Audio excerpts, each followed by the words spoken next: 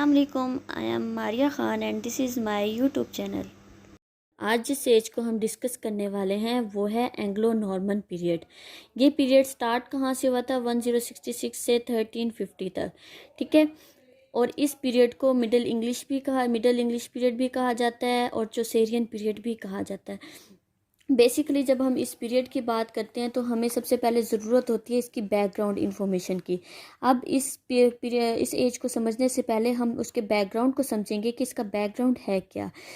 पहले previous video में मैं डिस्कस कर चुकी हूँ एंग्लो सैक्सन पीरियड के बारे में।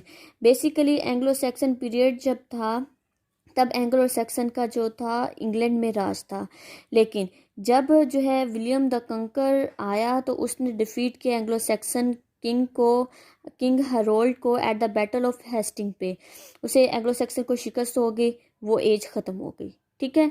अब ये जो थे विलियम द कंकर या एंग्लो नॉर्मन्स आए कहाँ से थे? ये नॉर्मेंडी से आए थे। नॉर्मेंडी बेसिकली है क्या? ये नॉर्दर्न फ्रांस का एक इलाका है, वहाँ से ये आए थे। अब इनकी जो लैंग्वेज थी, इनकी लैंग्वेज फ्रेंच लैंग्वेज थी।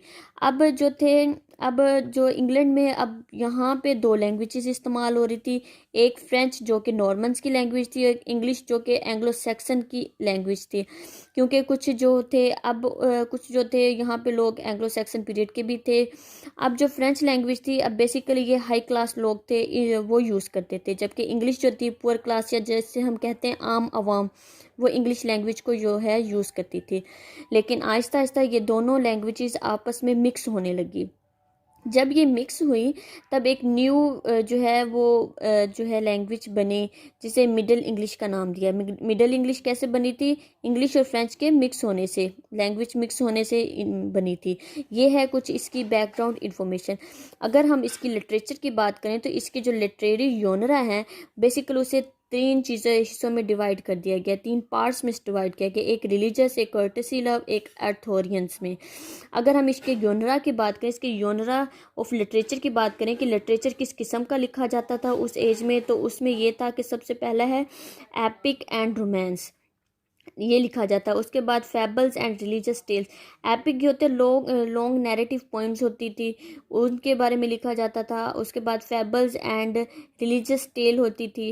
उसके बाद हिस्ट्री को डिस्कस किया जाता था। उसके बाद था डेक्टिक लिटरेचर को लिखा जाता था, जिसमें मॉडर्न जो थे हमारे पास डिस्कशन की जाती थी। हिजियोग्राफी यानी मिरेकल्स और उसके जितने हीरोज़ के जो सेक्रीफाइस थे उनको डिस्कस किया जाता था। लिरिकल पोइट्रीज जो थी जिसमें पर्सनल फीलिंग्स वगैरह थी उसको शो किया जाता था। ये तो है उसका जो है योनरे की बात और लिटरेचर का कि किस तरीके से लिटरेचर थी। अब उसकी हम बात करें कि उसमें कौन कौन से लिटरेरी राइटर्स थे, तो हम उसके बारे में बात करते हैं। अब तो पहले जो था इसमें रोमांस लिटरेचर भी लिखी जाती थी। वो उसका ड्यूरेशन क्या था? 1200 से 1250 तक के रोमांस लिटरेचर लिखी जाती थी, जैसे कि मैंने बताया था एपिक और रोमांस। उसके बाद जो इसके फेमस जो फैबल्स राइटर थे वो ये तीन फैबल्स राइटर्स है और उनके योनरा ये हैं। ये जस्ट फैबल्स राइटर्स हैं जो कि स्टोरीज को जो है लिखती फैबल्स फॉर्म में लिखते थे, यानी कि एनिमेटेड कैरेक्टर्स वगैरह बना के लिखा करते थे। ये उनके तीन के नाम है। उसके बाद जो पोइट है, इसमें बेसिकली तीन पोइट बहुत फेमस हैं, उनके राइटर्स भी सब कुछ। सबसे पहले है विलियम लैंगलैंड, सेकंड है जॉन गावर और थर्ड पे है जेफरी चौसर। फर्स्ट पोइट की बात करें तो विलियम लैंगलैंड है, उसका ये वाला वर्क है the vision of the Piers the प्लोमेंस।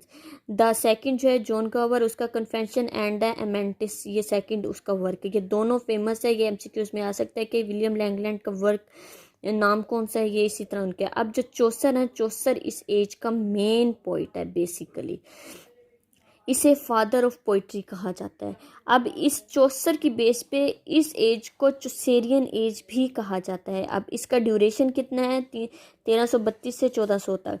अब इस चौसर के पीरियड को उसने अपने जो वर्क लिखे उसे तीन जो है पीरियड्स में डिवाइड किया गया है। फर्स्ट है फ्रेंच पीरियड, सेकंड है इटालियन पीरियड, थर्ड है इंग्लिश पीरियड।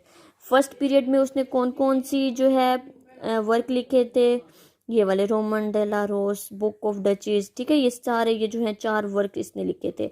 अब जो इटालियन पीरियड है उसमें उसने ये जो पांच वर्क है ना उसने ये लिखे थे। अब जो थर्ड और मोस्ट इम्पोर्टेंट पीरियड है उसमें ये 2 वर्क्स उसने मेन लिखे थे, लीजेंड ऑफ गुड वुमेन और द कैंटरबरी टेल, जो कि कैंटरबरी टेल सबसे फेमस और बहुत ही इंपॉर्टेंट इसका वर्क है। अब जैसे कि मैंने बताया था, चौसर को कहा जाता है फादर ऑफ इंग्लिश पोइट्री। अब चौसर की जो है पोइट्री 2 फोल्ड हैं, इसके मतलब ये समझ लो कि इसके 2 हिस्से हैं। फर्स्ट है फ्रेंच एंड इटालियन, सेकंड है पर्सनल लाइफ। ये तो हो गए इसके लिटरेरी पोइट्स के बारे में। अब इसके जो है पोइट्री, चौसर से पहले भी कुछ राइटर्स जो थे वो आए थे, जिनमें से ये लेमैन ब्रूट है, रिचर्ड रोल्सोफ हेम्पोल है, ये 2 राइटर्स हैं। उसके बाद जो है एक और आया था जॉन, प्रोज राइटर आया था। उसके बाद जॉन विक्लिफ, ठीक है, जिसने क्या किया था, बाइबल को ट्रांसलेट किया था। जब उसने ट्रांसलेट किया था तब उसकी वजह से एक मूवमेंट आई थी जिसे क्या कहते हैं, लोरेड मूवमेंट। लोरेड मूवमेंट किसकी वजह से आई थी, जॉन विक्लिफ की वजह से। इसी एज में, चौसेरियन एज में ही ये मूवमेंट आई थी। उसके अलावा जो है चौसर की अब डेथ हो गई, चौसर से पहले आए, फिर चौसर आया।